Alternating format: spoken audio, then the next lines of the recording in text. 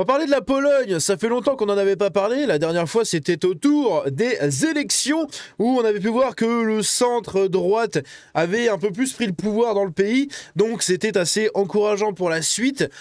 Et justement aujourd'hui, le 11 novembre en Pologne, eh bien c'est tout simplement la journée de l'indépendance du pays, et donc il y a des manifestations patriotes à travers le pays, et vous allez voir, en quelques heures seulement, plus de 200 000 patriotes polonais se sont rejoints dans les rues de la capitale pour défiler avec des fumigènes, des drapeaux, des convois, bref, c'est magnifique, c'est des images qu'on a l'habitude de voir depuis quelques années sur les réseaux, à chaque fois ça fait le tour, tellement c'est énorme, et puis dans les grandes allées du coup de la capitale polonaise, bah du coup c'est assez impressionnant. Donc, on va regarder tout ça, vous allez voir, c'est très très stylé. Et on a également une autre information ici, très importante, que je l'avais sauvegardée en septembre. Hein. Ça fait 2 mois que je l'ai, en attendant de reparler de la Pologne, mais elle est très très intéressante, puisque la Pologne a officiellement rejoint le prestigieux club des trillionnaires, hein, des pays trillionnaires, avec un PIB dépassant les 1000 milliards de dollars, ce qui en fait l'un des 20 pays au monde à avoir franchi ce cap économique. La Pologne qui se porte ultra bien. La plupart des gens voient les pays de l'Est, et moi le premier, pendant très longtemps, j'ai vu les pays de l'Est un peu comme on nous les présentait dans la plupart des œuvres, etc., comme des pays un peu arriérés, un peu tout ça. Et en fait, quand j'ai commencé à étudier à l'école la guerre froide et compagnie, j'ai commencé, moi, de mon côté, à pousser mes recherches sur ces pays-là. Et au final, je me suis rendu compte que c'était pas du tout le modèle qu'on me donnait de l'Europe de l'Est. Hein, l'Europe de l'Est, on voit Roumanie, Serbie, des gens alcooliques dans des Lancia et qui font de la merde. Non.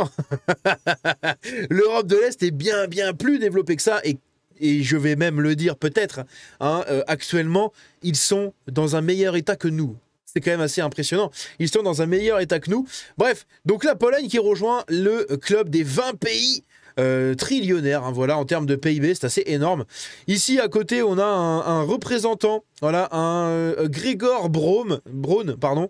Bon, je vais pas prononcer le mot comme c'est écrit, parce qu'il faut que Georges, un Djegorz, je sais pas, Braun, député européen polonais qui a brûlé le drapeau de l'Europe. Il vient de retirer le drapeau de l'Union européenne devant le bâtiment du gouvernement. Il a déclaré que la Pologne n'afficherait pas les symboles de ce qu'il a qualifié d'organisation hostile. Bon, c'est un député européen, mais visiblement, il a l'air d'être anti-européen aussi à côté. Donc, écoute, hein, on peut aller chez l'ennemi pour lutter contre l'ennemi. Voilà, c'est le principe de la takia. Hein. C'est une takia inversée. Bref, donc voilà, je vous le mets ici. Les Polonais qui sont extrêmement patriotes, et ici vous le voyez, en quelques heures, hein, en quelques minutes, je veux dire en 5 minutes. Alors les 5 minutes, je ne sais pas si c'est réel, mais je pense que oui, parce qu'il y a eu des appels sur les réseaux, etc. Ça a été partagé par des figures politiques, hein, comme Dominique, je ne sais plus comment il s'appelle, celui qui était passé à l'événement de Tommy Robinson en Angleterre, que d'ailleurs m'avait marqué dans sa prise de parole, parce que le discours qu'il avait, il était très très fort, et c'est le discours que j'aimerais voir en fait chez nos représentants français, mais qui sont un peu mous du genou. Hein, clairement, c'était un discours ethno-nationaliste identitaire centré sur la culture européenne catholique. Donc c'est quand même très intéressant. Enfin, catholique, non, mais chrétienne. Parce que je crois qu'en Pologne, ils doivent être catholiques, mais il doit y avoir aussi de l'orthodoxie là-bas, je pense. Bref. Et c'était un discours très très fort, et c'est un discours qui manque chez beaucoup de politiciens, avec vraiment, c'était un discours où le mec gueulait, voilà, il gueulait, il parlait fort, il en imposait. Nous on a eu Zemmour qui a lu son petit texte tout tranquille, bon c'est bien, mais putain ça manque de prestance quand même. Ça manque de prestance, ça manque d'engagement, ça manque de frappant.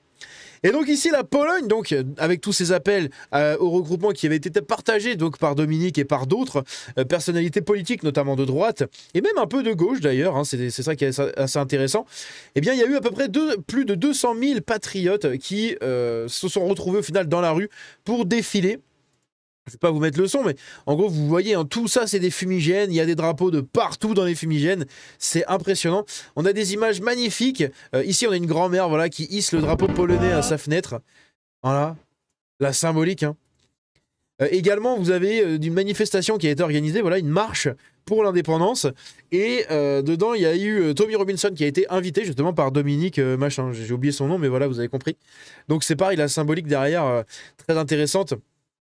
Et ici, du coup, vous avez un Anglais qui est interviewé par un média polonais Et lui, en fait, il le dit, il dit en Pologne, il y a cette ferveur patriotique qui nous manque chez nous en Angleterre, où oui, on a pu organiser à peu près l'événement, parce qu'ils ont fait un événement quand même ultra patriotique, mais c'était quasiment une surprise pour tout le monde. En fait, personne ne s'attendait à ça, donc c'est très bien, mais ça manque d'engagement tous les jours. Ça manque vraiment d'engagement. Il y a très très peu de gros influenceurs qui dénoncent beaucoup de choses comme ça en Angleterre, parce que le problème, c'est que la censure derrière et les risques de prison pour les prises de parole publiques sont extrêmement élevés.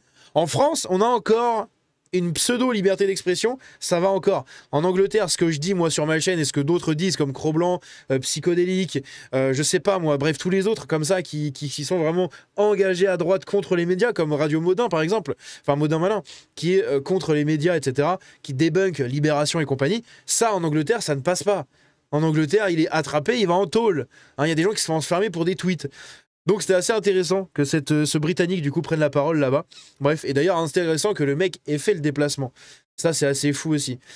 Ici on a Carole Nawrocki, ou Nawrocki, mais je crois que c'est Nawrocki. Je crois que le W se prononce V, je sais plus. Je crois qu'on m'avait dit ça quand j'avais fait ma vidéo sur les élections. Qui devient du coup le premier président polonais à marcher dans les marches du coup de la journée d'indépendance. Donc c'est quand même assez cool. Et oui. C'est le rassemblement annuel des conservateurs, des nationalistes et des patriotes en Europe. Bon, lui, c'est un centriste. Hein. C'est un centriste. Le gouvernement reste quand même assez de gauche. Mais au moins, ça commence à se diriger vers le centre, centre-droit, droite.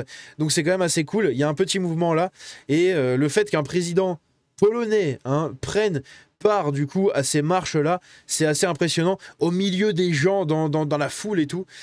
Imaginez seulement un Emmanuel Macron qui vienne dans la foule pour un défilé du 14 juillet, au lieu de défiler à 3 km de distance des 3 pecnos qui sont venus le sucer, et de faire un coucou par la fenêtre, ben non, il défilerait dans la rue en fait.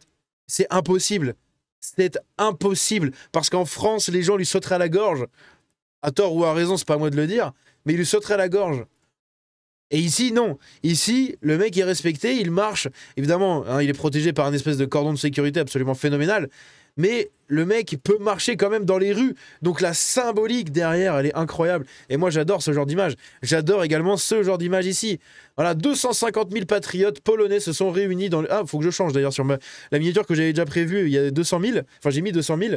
Mais en fait, c'est 250 000, j'avais pas vu. Polonais donc se sont réunis dans les rues de Varsovie pour commémorer la fin de la Première Guerre mondiale et l'indépendance du pays. Autant de drapeaux que de participants. C'est incroyable. Ouais, cette foule... Cette foule magnifique. Là, on a d'autres images aussi. De la marche. Donc ça, c'est filmé par Tommy Robinson. Comme je l'ai dit, il a été invité. Donc on voit les Polonais qui sont vraiment engagés pour leur pays. Bref, c'est absolument magnifique. N'hésitez pas à me dire ce que vous en pensez dans les commentaires. J'espère qu'un jour, la France aura un réveil patriote à ce point. Et pas les patriotes de la diversité ou les patriotes citoyens ou je ne sais quelle connerie encore phénoménale. Mais juste simplement des gens. Et moi, j'aimerais que les gens de la campagne fasse le déplacement un jour, qu'on puisse organiser un mouvement absolument énorme pour débouler en France et que les Parisiens, les petits bobos gauchistes parisiens ou même ceux de la grande bourgeoisie centriste voient enfin débarquer la France sur laquelle ils crachent depuis des années. Voilà, la France des campagnes, la France des agriculteurs, la France des artisans qui bossent tous les jours, qui ne peut pas se libérer. Eh bien, il faudrait instaurer une journée ou un week-end pour aller manifester et lever cette France-là et l'emmener à Paris et montrer qu'est-ce que c'est la France en 2025 et mettre toute la gauche et tout ce que vous voulez en PLS total. Ça serait absolument magnifique. Mais bon, je pense que c'est un doux rêve. Voilà, c'est un idéal. Que voulez-vous, mon personnage favori historique, c'est Lafayette. Donc je suis un peu comme lui, malheureusement. J'ai un gros côté idéaliste. C'est dommage, mais j'espère qu'un jour ça arrivera et je serai, si jamais il faut être présent sur place, etc., et qu'il y a vraiment un mouvement d'ampleur, je pense que je ferai le déplacement, je pense que je ferai vraiment le déplacement, bien au-delà des 1000 personnes là, qui se sont déplacées avec les patriotes de la diversité, voilà, un gros mouvement d'ampleur comme ça, 200 000 personnes et tout, ce serait absolument incroyable. Bref, n'hésitez pas à me dire ce que vous en pensez dans les commentaires, on se dit à la prochaine, bravo aux Polonais, et peut-être qu'un jour j'habiterai en Pologne, si la France se casse la gueule, en Pologne ça a l'air intéressant, et là je vais mettre une dernière PLS aux gauchistes qui regardent ma chaîne.